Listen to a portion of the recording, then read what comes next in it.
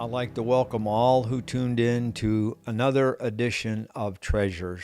Today's treasure is number 50, and we're going to talk about a man of integrity, a man of faithfulness. His name is Caleb, and anyone who studies the Bible will know who Caleb is. This man, he and Joshua were sent to recon, along with 10 other people, the promised land, and they felt and stood on God's word that he said, yes, I'm going to give you this land. And we know the other people had a negative report. But today we're going to talk about Caleb's family and his background and his name that means dog. We know that biblical names all have special meaning, but dog? Today, the treasure is going to reveal something to you that is going to surprise you, what dog really means.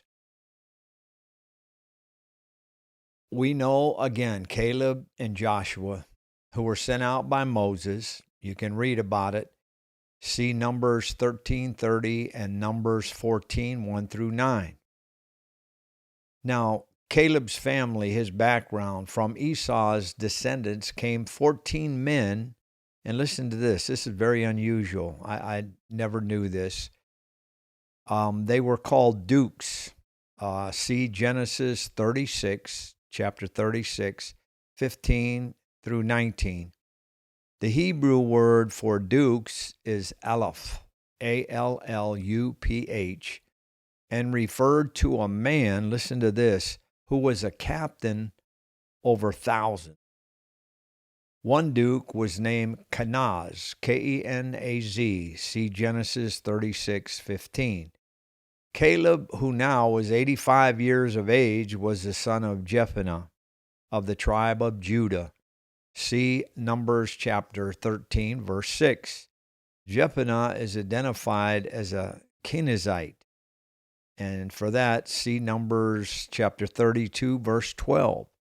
There is a theory that Caleb's father may have been the son of Kenaz, a duke, but he married an Israelite woman from the tribe of Judah, and thus Caleb was his son from the chosen tribe. And we know Judah means praise. It has been pointed out that Caleb's name, again, means dog, which really makes no sense at all until we understand that in the Akkadian language, Akkadian, the cognate word or the meaning of a word having the same linguistic derivation as another from the same original word or root.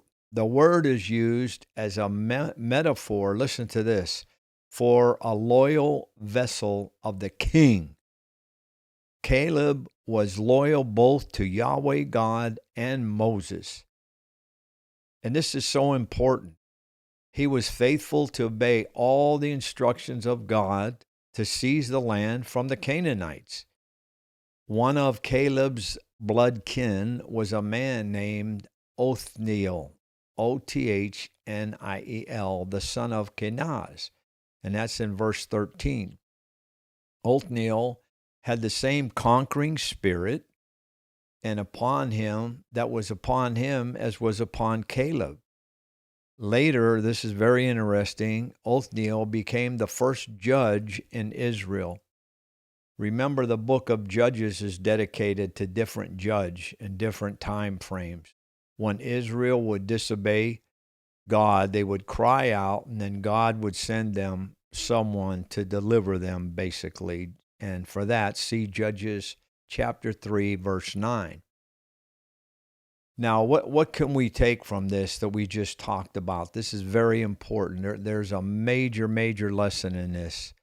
The lesson is that all of us as believers must follow and obey all God tells us to do and not lean to our own understanding. And for that, see Proverbs chapter 3, 5, and 6. So again, I thank you for tuning in.